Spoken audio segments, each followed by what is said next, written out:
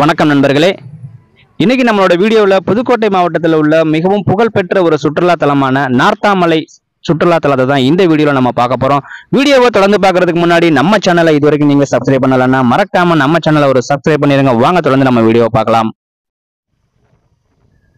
திருச்சி புதுக்கோட்டை பைபாஸ்ல திருச்சியிலிருந்து புதுக்கோட்டை நோக்கி நம்ம போகும்போது கீரனூருக்கு அடுத்தபடியாக அமைந்துள்ளது தான் இந்த நார்த்தாமலை. இப்போ நான் கீரனூர்ல இருந்து நார்த்தாமலைக்கு போயிட்டு இருக்கிறேன். நான் போயிட்டு இருக்கிற அந்த பகுதியை தான் அப்படியே வீடியோவா ரெக்கார்ட் பண்ணியிருக்கேன்.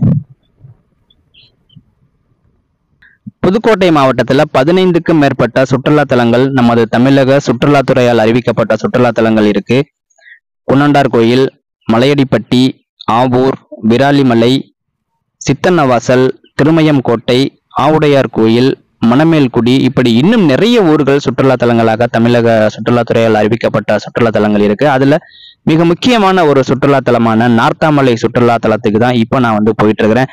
இந்த நார்த்தாமலை பகுதி முழுவதும் எப்படி இருக்கு அப்படிங்கிறத இந்த வீடியோல நம்ம பார்க்க போறோம். நிறைய பேர் இந்த நார்த்தாமலை முத்துமாரி அம்மன் கோவில் திருவிழாவிற்கு வந்திருப்பீங்க. இன்னும் நிறைய விசேஷங்களுக்காக நீங்க நார்த்தாமலை வந்திருப்பீங்க.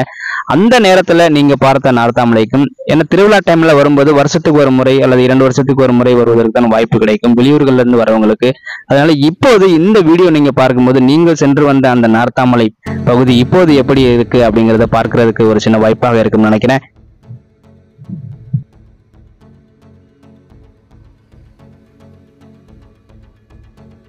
வரலாற்று சிறப்புமிக்க இந்த நார்த்தாமலையில மிகவும் புகழ்பெற்ற முத்துமாரியம்மன் கோவில், குடவரை கோயில்கள், மிக உயரமான மலைகள், இப்படி நிறைய இடங்கள் இங்க பார்க்க வேண்டிய இடங்கள் இருக்கு.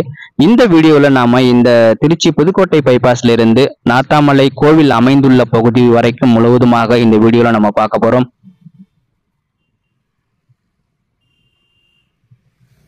இந்த நார்த்தாமலைக்கு இதுக்கு முன்னாடி யார் யார் வந்து போயிருக்கீங்களோ வீடியோ நீங்க பாத்தீங்கன்னா கண்டிப்பா இந்த வீடியோ உங்களுக்கு பிடிக்கும்னு நினைக்கிறேன். இன்னும் புதுக்கோட்டை மாவட்டத்தில் உள்ள சுற்றுலா தலங்கள், நிறைய சுற்றுலா தலங்கள்ல நீங்க இதுக்கு முன்னாடி வேற எந்தெந்த சுற்றுலா தலங்கள் போயிருக்கிறீங்க, அந்த சுற்றுலா தலங்கள் எப்படி இருக்கு, இந்த சுற்றுலா தலத்தை பத்திய இந்த வீடியோவை பத்தி நீங்க என்ன சொல்ல விரும்புறீங்க அப்படிங்கிறதையும் கமெண்ட்ஸ்ல மறக்காம டைப் பண்ணுங்க. அப்பதான் அடுத்தடுத்த வீடியோ போடுறதுக்கு நம்ம ஒரு சின்ன மோட்டிவா இருக்கும்.